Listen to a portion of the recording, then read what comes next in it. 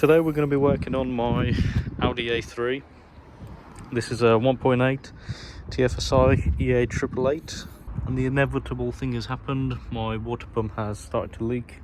So yep, the plan is to remove the intake manifold, and when the intake manifold is off, I also want to do the carbon cleaning, and I'm also interested on the condition of the valves, or should I say how dirty they will be, because I don't know if you can see, but I have a multi-point injection, so in theory it should be cleaning the valves, but we'll see. And then we can move on to replacing the water pump and thermostat housing, which is all the way down there somewhere. And a couple of other things that I also want to do. I want to do an oil change, pretty basic. I also want to replace the PCV valve, because I have quite a lot of oil coming from the PCV hose into the turbo elbow, so I'm hoping once the PCV is replaced, then that will be sorted. But once the unexpected maintenance is out of the way, I want to move on to something that I've been wanting to do for quite some time on my car, and that's fit a S3 exhaust and S3 diffuser as well. So if you're curious what it'll sound like, stay tuned and you'll find out.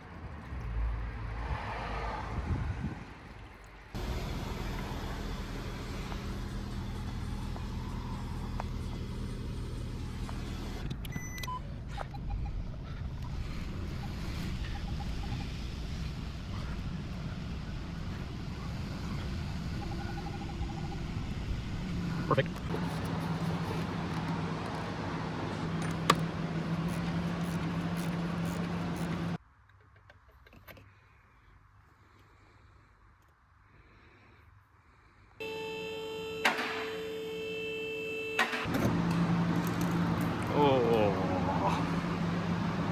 Oh no.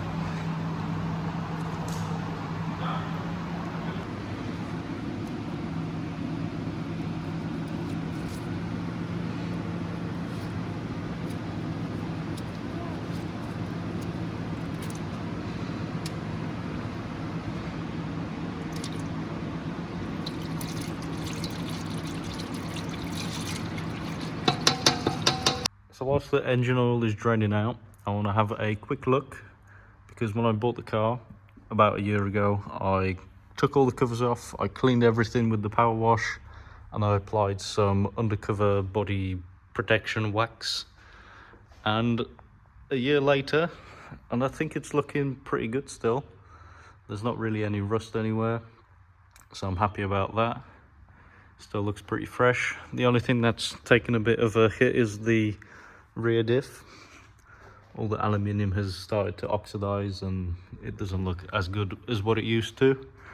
But I think once the winter's over and I've stopped spraying loads of salt on the road, I'm going to get it on the ramp again, take all the covers off and reapply some more wax.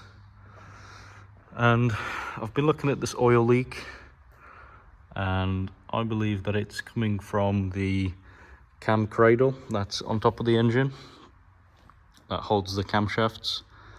From factory they seal it with like it's almost like a Loctite that they use, like an epoxy sort of thing. But on most of these 1.8 and 2 litre TSIs, they do leak, unfortunately.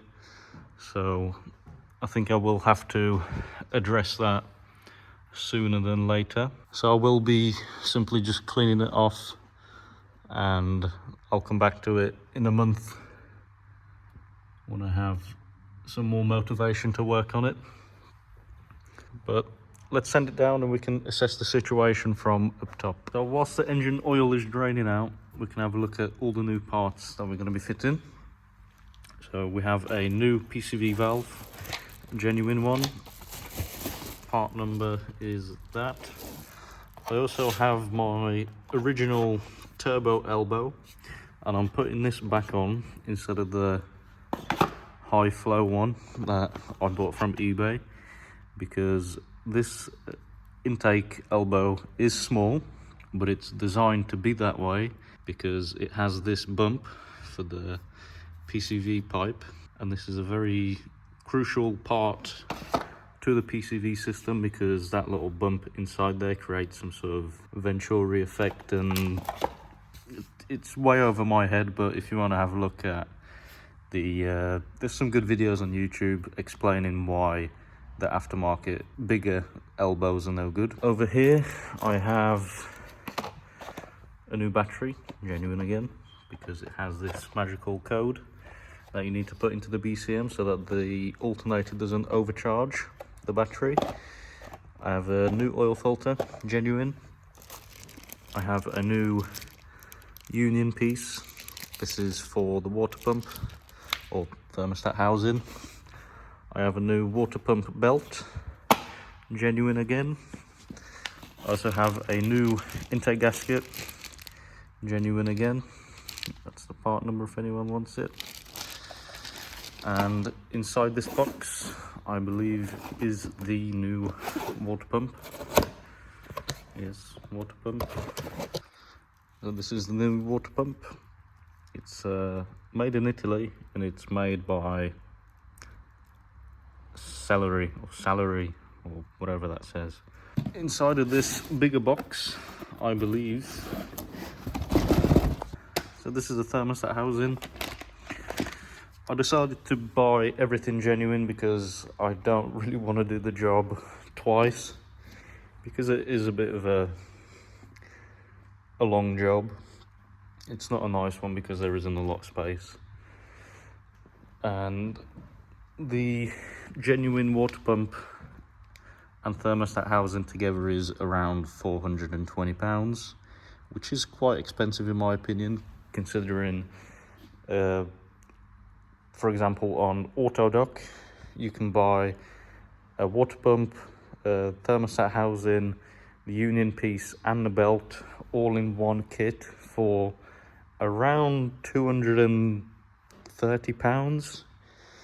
But again, you never know with these aftermarket parts if they are any good, so I didn't want to take the chance.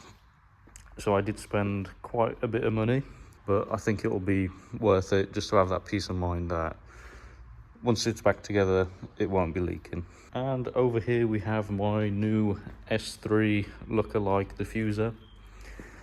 Now, I spent a lot of time on eBay and on Google and everywhere trying to find a diffuser with quad exits until I stumbled across this company in Romania who was making them still. So I'm hoping that will transform the look of the rear end. And over here I have my new used second-hand S3 exhaust, which I managed to find with exhaust valves, and for a really good price on Facebook Marketplace. I paid £120 for this exhaust, but for some reason someone decided to cut the exhaust there and there instead of undoing the factory clamp, which is literally right there. So that's a bit annoying. Before I start putting the diffuser and exhaust on, I want to sort out the more critical bits, which is the maintenance. So let's start off by taking the airbox, this intake piece and the battery out. So with those bits out the way, this is all the room that we're working with, which isn't ideal. So I think I might also remove this radiator fan pack as well, which I think might be just held on with some clips. But I'm going to send the car up just to see if there is any sort of bolts before I start breaking anything.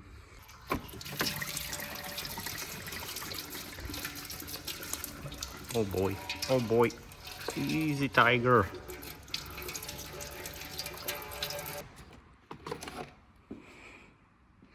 So now that the radiator fan is out the way, there is quite a lot more space, and it's basically just held on with some clips. You have to compress this one, and those bottom ones just slide out simply.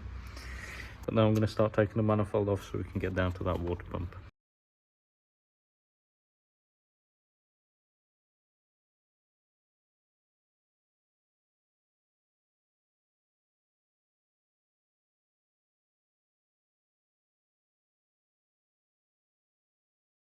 Well, this pipe was a bit of a fight to get off, so I don't think it's ever been removed, and I will now need a new pipe because the rubber has actually baked itself onto this metal pipe. So New pipe needed. It just keeps getting worse. I've spotted yet another coolant leak from this pipe, it looks like. Yeah. So I'll be getting a new one of those as well.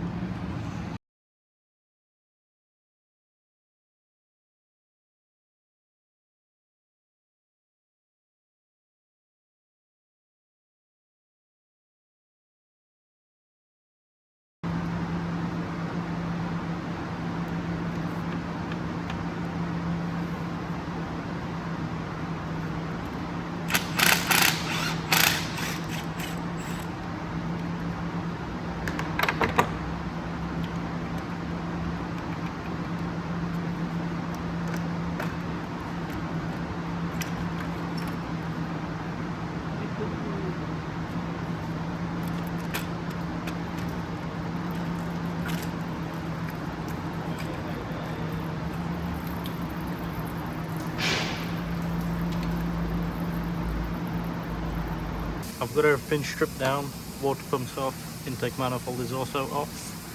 The intake valves don't look too bad. The only concerning bit is they are very oily, and I believe that's down to the PCV valve because this is a oil separator as well. And I do believe that all that oil is caused by this aftermarket turbo elbow, because most of the oil is coming from this PCV hose. So I think once the PCV is replaced and I've put back the factory one, it should be all good. It was leaking from around here where these two plastic bits meet. There's probably a gasket in between them, and that's probably what's failed. Something interesting, the original water pump that's on there is a plastic unit, and the new one is a metal one. So maybe it's better, who knows. I can begin doing the carbon cleaning on the intake valves. This is the before. Not terrible, but still a little bit dirty, so I'm just gonna clean them whilst everything is off.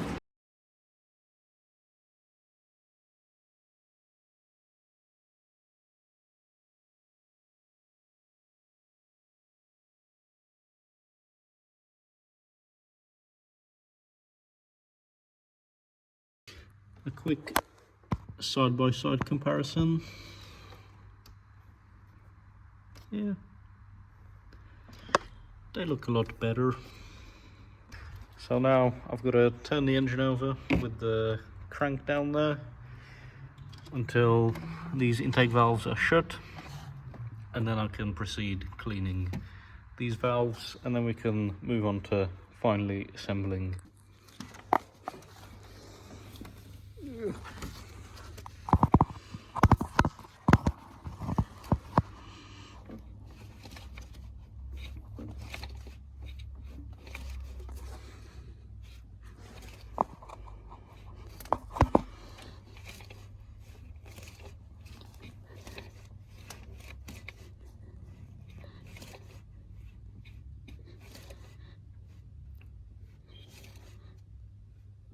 Okay, so now that all of the valves are nice and clean, I can move on to assembling my new water pump and thermostat housing.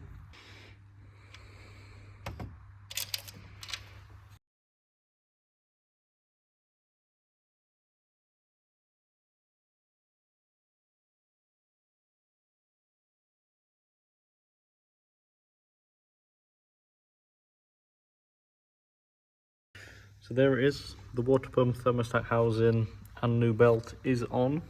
I can take this little plastic piece off. Now I can put the cover back on and start putting the manifold and all of the coolant pipes back on there as well.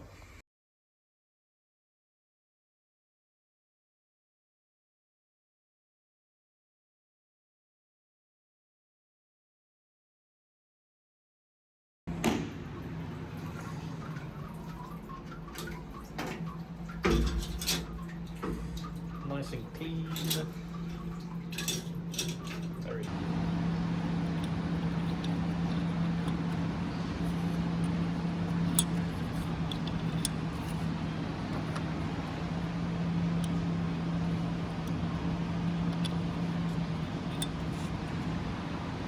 I've got my new T-piece in place. This one can go in the bin. I've given the manifold a little bit of a clean just to get rid of any of the oil that was there. And now I can put on the new gasket and get it back onto the engine.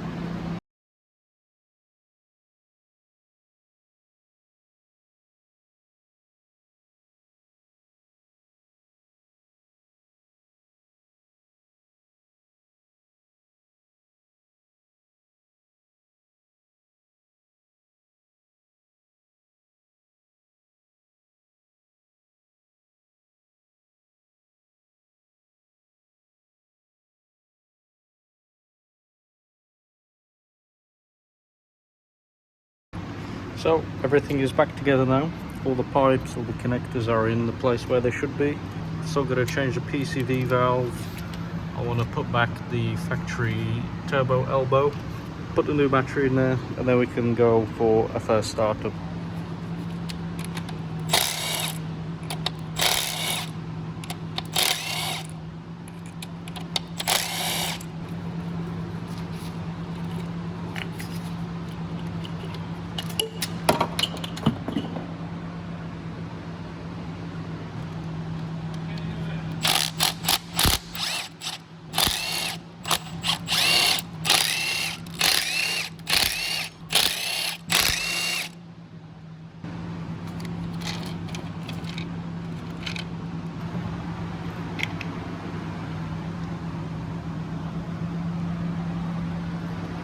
So this is the old PCV valve. I took it apart just to see what was inside really.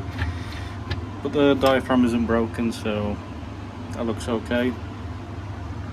This is the new one, and I have seen a couple videos on YouTube about people upgrading these PCV valves to the Mark 8 Golf R style PCV valve because they're stronger. But to retrofit the Mark 8 valve to one of these engines, you have to drill a hole somewhere and route an extra hose or something like that.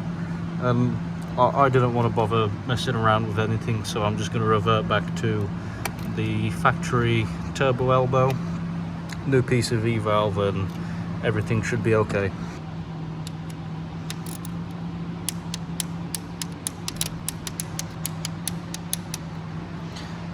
Looking fresh.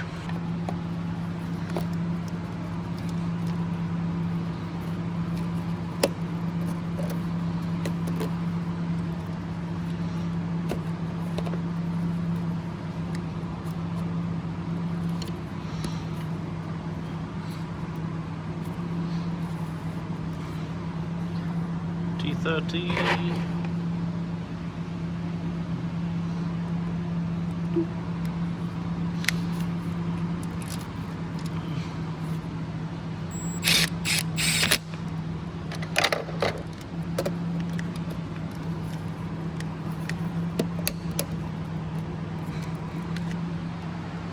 So just to have no surprises, I took out all the spark plugs and I've got the inspection camera down there just to make sure that I haven't got any walnuts in there, but they all look good, so we can put the engine oil in, coolant, and then we can start it up.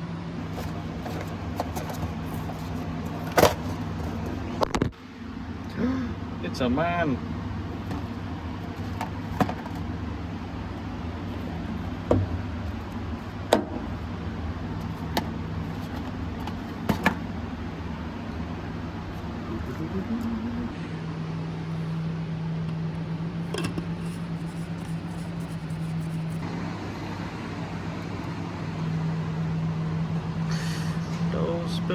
Don't spill everywhere. Okay. Oh no, I'm shaking.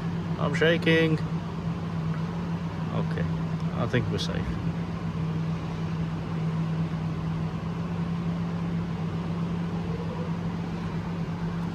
I've started putting the coolant in. I've got the engine oil in, fresh filter, airbox is on, PCV valve is looking nice and new.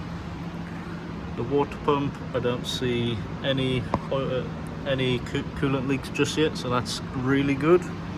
So now I'm gonna hop inside, I'm gonna start the engine, let it run for a second, put the heaters on warm, just to make sure that we're getting coolant circulating all the way to the heater matrix. And then after I've gone for a little bit of a drive, just to make sure that I'm happy with it, that the engine is running good and there's no coolant leaks, then we can move on to doing the exhaust, which is the part I am looking forward to, because I'm really curious about how this diffuser will look on my car, and I'm also curious how this exhaust will sound as well, so stay tuned.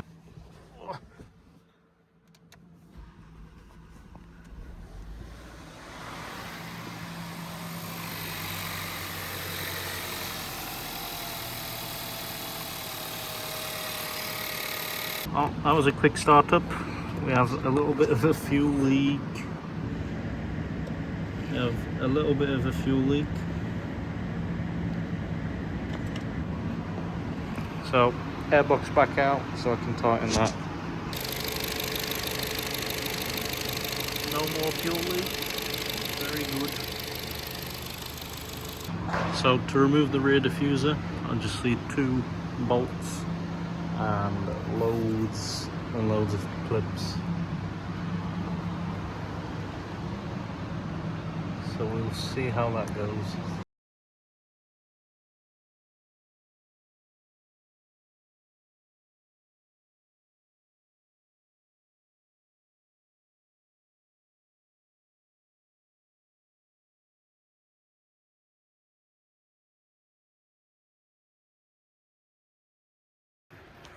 So I was expecting this to be a bit of a straight fit, but unfortunately it's not. I'm gonna have to do some cutting to get this to line up, and on this side as well. But I do think once I have notched this red plastic, it should go into the clips nicely. So cross my fingers. After a lot of cutting, I've just used an air die grinder just to get some of the plastic off, just to get in the edges. It is fitting, it is going into all the clips, and it does look pretty nice as well. All I'm missing is just the S3 exhaust, but that will be going on next. I'm just letting the car warm up for a little bit before I go for a drive, and the rear diffuser is looking really nice. I like the chrome on it a lot. It blends in really well with the chrome around the windows and the wheels as well. It looks a lot better than the factory one, so I like it a lot. All it's missing is the extra 2 tailpipes, and then it will look like a little baby S3, and hopefully will sound like one as well, but we'll see. I'm back after the little test drive. The car's pulling nicely, the heating inside is nice and warm, so that means the coolant is circulating all the way to the heater matrix, so that's good. The coolant level has dropped a little bit, but that's probably because there was a bit of a air bubble somewhere. So I'm going to get it back onto the ramp, make sure there's no coolant leaks, but I don't think there will be, and then we can move on to doing the S3 exhaust. Good news, there's no more water leaking. That's really good. Let's move on to the exhaust. So we've got a clamp over here and a couple 213 mils and some rubber hangers, and we're gonna have to take this brace off as well. So yes, the S3 exhaust should be a straight swap onto my car because I have a Quattro and the S3 is Quattro as well, so it should be going the same way, avoiding the diff that's right there. And to control the valves, this is what I have made. It's basically just a little Arduino that I've put the code onto, I've got a MOSFET, and I need a MOSFET because the valves use 12 volt and the Arduino can only output 5 volts. This is a 12 volt to 5 volt regulator for the Arduino to power that. And to control everything, I'll be using a wireless receiver, and I'll have a fob to either have the valves open or closed. This is the little box that I have designed. It's been 3D printed. It's not finished just yet because I still need to put holes in for the connectors, because when I was designing it, I wasn't smart enough to be able to design this kind of shape into the box. So I'll just be cutting it out with like a little Dremel probably, and then after everything is wired in inside of there, I'm gonna have to hide it somewhere in the boot, probably in one of the compartments either side, and then the wiring will go from the box to the valves either side, and I'll have a button to control it so that I can have option to have it either open or closed.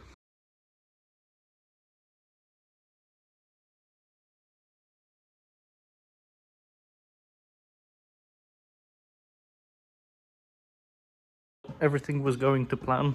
The original exhaust came off really easily, but the only issue is the diameter of this pipe is around 61 mil, and the S3 exhaust is slightly bigger, and the S3 exhaust is 64 mil. I was hoping that this will be the same diameter as an S3, but it's not. It's a few millimeters smaller. I've decided to cut my factory resonator off, and the S3 one is off as well. That can go in the bin. And I did it this way because both of these diameters are the same. They're both 70 mil, and the Res Delete kit came with this 70 mil clamp, so happy days. And I'm glad it happened this way because I wasn't really keen on using this resonator delete as well, because like I said before, I don't want it to be too loud. But now I can move on to finding a good way of routing the wires for the exhaust valves. But I need to send the car down, have a look in the boot, because there might be a grommet under this heat shield. I'm not too sure, but if not, then I have a grommet there that I can use, or I can also use this factory grommet there as well. I have both wires nicely routed through the original grommet so that they are still waterproof. I've routed the wire above the heat shield, and that comes out over here. So next thing, put the exhaust on there, plug the valves in, and see what it sounds like. There it is. The exhaust is back on, nice and solid. This is the clamp, shouldn't be in the way of the Haldax pump, so that should be okay. The only thing that I don't particularly like is when the exhaust is shaking a little bit, the wire that I put above the heat shield is a bit noisy, but we'll see how bad that is when it's driving. And from the back, this is how it looks, kind of like an S3. Really happy with how it looks, and I believe currently the valves are open. I did get an inspection camera in there just to see if the valve is open or closed, but the valve is open. So let's go for a start and see how it sounds.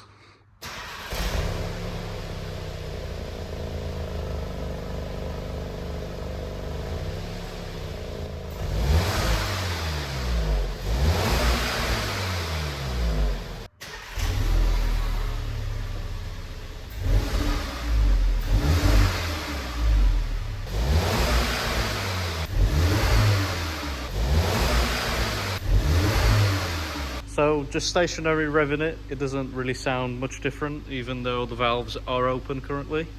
So I'm gonna get the car off the ramp, and I'm gonna go for a short little test drive and see how it sounds on the road.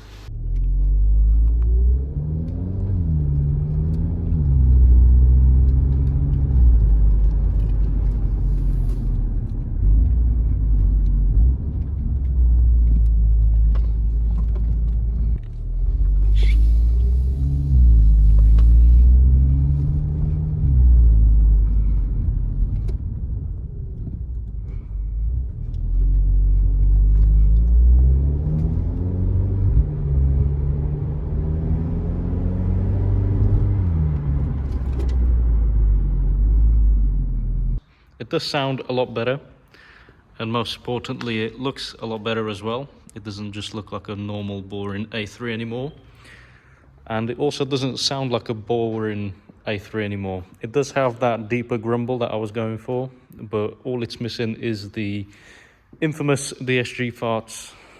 I don't know whether I'm gonna put on the resonator delete that I have and make it work somehow, or it potentially could also be something to do with the fact that this is an A3 and it's more tuned from the factory to be more fuel efficient and not to be making DSG farts. So I'll probably try the resonator delete first and see how it sounds after that.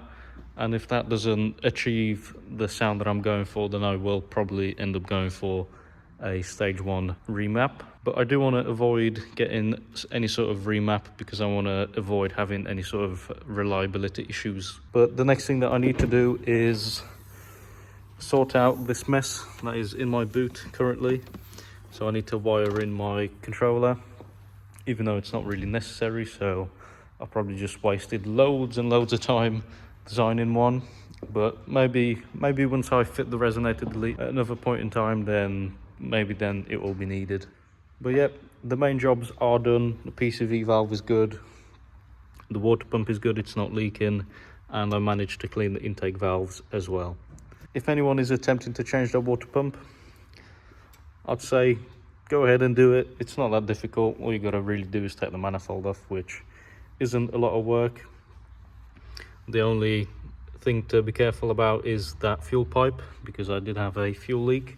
Even though it was tight, it was, the end wasn't really sitting flat on the fuel rail, but I did manage to get it sorted by just loosening both ends and moving it back into place and tightening it again. So that's all good.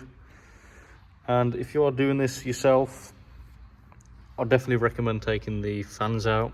You have a lot more space to work with, and I think it is probably doable in 3 or 4 hours really. I took a little bit longer because I wanted to do the valve cleaning, but still it wasn't too bad. And if you are looking to get your water pump changed and you have some sort of tools, I'll definitely recommend trying to give it a go yourself, because it's not really a complicated job. But with that being said, I hope you enjoyed the video, and I'll see you in the next one.